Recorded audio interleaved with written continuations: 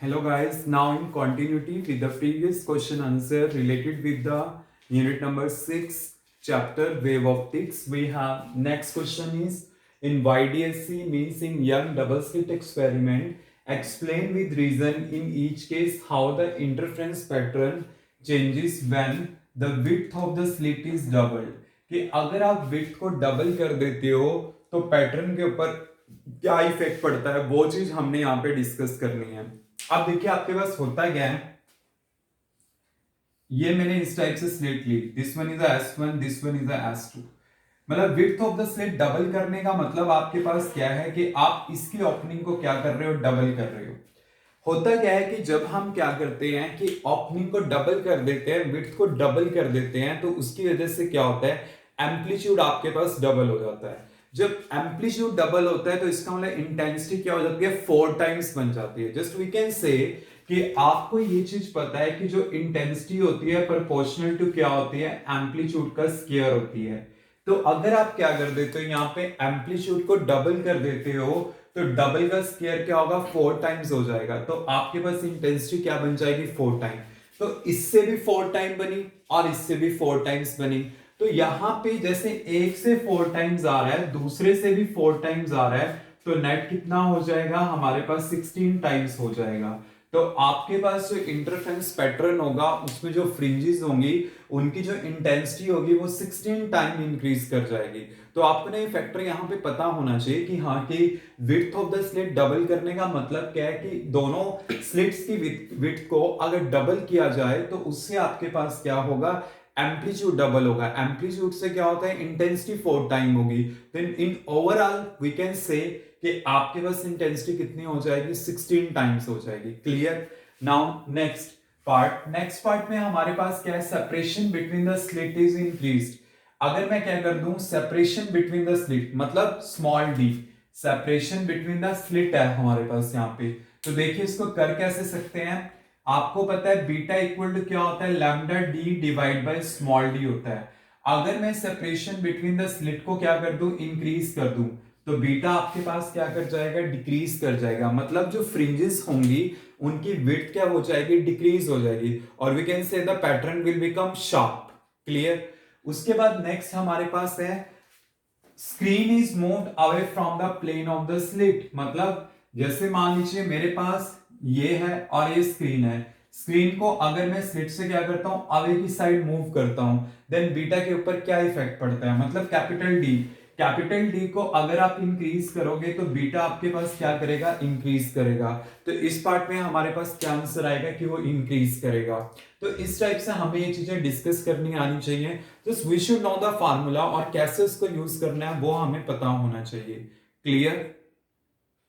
Now next question is how will the angular separation and visibility of the fringes in YDSC means in young double slit experiment change when the screen is moved away। जब screen को क्या किया जाता है, moved away from the plane of the slits and the width of the source of the slit is increased। देखिए आपने बताना है एंगुलर सेपरेशन और विजिबिलिटी के ऊपर क्या इफेक्ट पड़ेगा। हमारे पास जो एंगुलर सेपरेशन का फार्मूला होता है वो होता है theta equal to beta by capital D equal to lambda by small D, ये वाला फार्मूला होता है। क्लियर। अब देखिए अगर मैं स्क्रीन को अवे मूव कराता हूं, वैसे मैंने पहले भी बताया हुआ है, अगर आप अवे मूव कराते हो from the plane of the slit, इसका मतलब क्या कर रहे हो, आप कैपिटल डी को इंक्रीज कर रहे हो।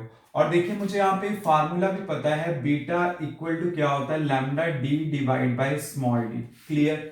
तो अगर मैं यहाँ पे क्या कर रहा हूं, आगे मूव करा रहा हूं तो कैपिटल डी को क्या कर रहा हूं, इंक्रीज कर रहा हूं। अगर कैपिटल डी को इंक्रीज कर रहा हूं तो बीटा भी इंक्रीज कर रहा है। सो यू कैन सी कि यहाँ पे ये रेशियो क्या कर रही है, इंक्रीज कर रहा है। वी कैन से रेशियो के ऊपर कोई इफेक्ट नहीं पड़ने वाला, क्योंकि देखिए अगर बीटा इंक्रीज हो रहा है तो डी भी इंक्रीज है, डी इंक्रीज है तो बीटा भी इंक्रीज है। तो डिवीजन में अगर दोनों क्वांटिटी सेम रेशियो में वेरी करती हैं तो इसका मतलब उसके ऊपर कोई इफेक्ट नहीं पड़ने वाला रेशियो के ऊपर। We can say theta become constant, so there is no effect on the angular separation. तो फर्स्ट पार्ट में एंगुलर सेपरेशन के ऊपर कोई इफेक्ट नहीं पड़ेगा, but we have to discuss about the visibility of the fringes also. देखिए अगर आप कैपिटल डी को इंक्रीज करते हो तो बीटा इंक्रीज करता है, तो उसकी वजह से क्या होता है कि जो फ्रिंजेस होती हैं उनकी विड्थ इंक्रीज हो जाती है। तो अगर विड्थ इंक्रीज हो जाती है तो इसकी वजह से उसकी विजिबिलिटी क्या करेगी, इंक्रीज करेगी। बट आपने एक चीज का ध्यान रखना है कि आप कैपिटल डी का इंक्रीज करो up to a limit point, क्योंकि जैसे एक बार क्वेश्चन आया था कि अगर कैपिटल डी का वैल्यू बहुत ज्यादा कर जाए, अप टू इन्फिनिटी कर जाए, then what will be the effect on the fringe width. अगर ये आप इन्फिनिटी करोगे तो बीटा का वैल्यू इन्फिनिटी हो जाएगा, बहुत ज्यादा हो जाएगा। तो मेरी फील्ड ऑफ व्यू में मुझे अलग अलग फ्रिंजेस नहीं दिखाई देंगी, मुझे सिर्फ एक ही फ्रिंज दिखाई देगी और मुझे सिर्फ क्या दिखाई देगा, ब्राइटनेस वहां पे दिखाई देगी।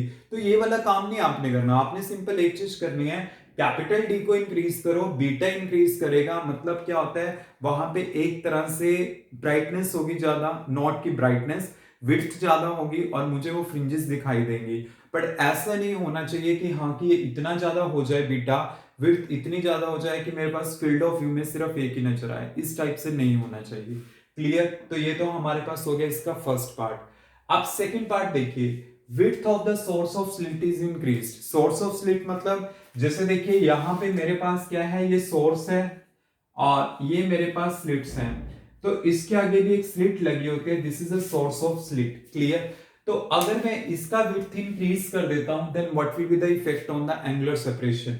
एंगुलर सेपरेशन का इससे कोई लेना देना नहीं है, तो इसका मतलब क्या है, एंगुलर सेपरेशन इसके ऊपर इफेक्ट नहीं करती, और we can say angular separation के ऊपर कोई इफेक्ट कभी भी नहीं पड़ेगा जब आप इसको चेंज करोगे।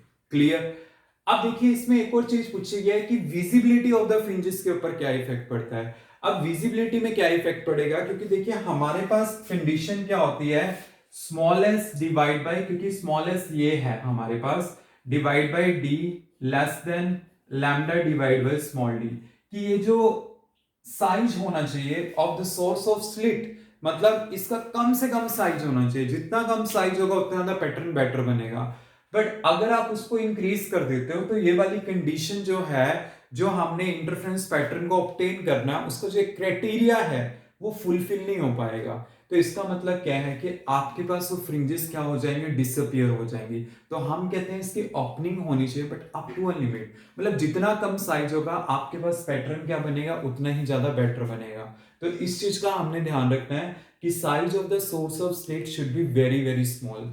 आई थिंक ये चीज आपको क्लियर होगी, क्योंकि ये क्वेश्चन थोड़ा टफ है बट आपको क्लियरली समझ आना चाहिए। अगर आपको नहीं समझ आया तो इस वीडियो को आप 2 बार भी देख सकते हो।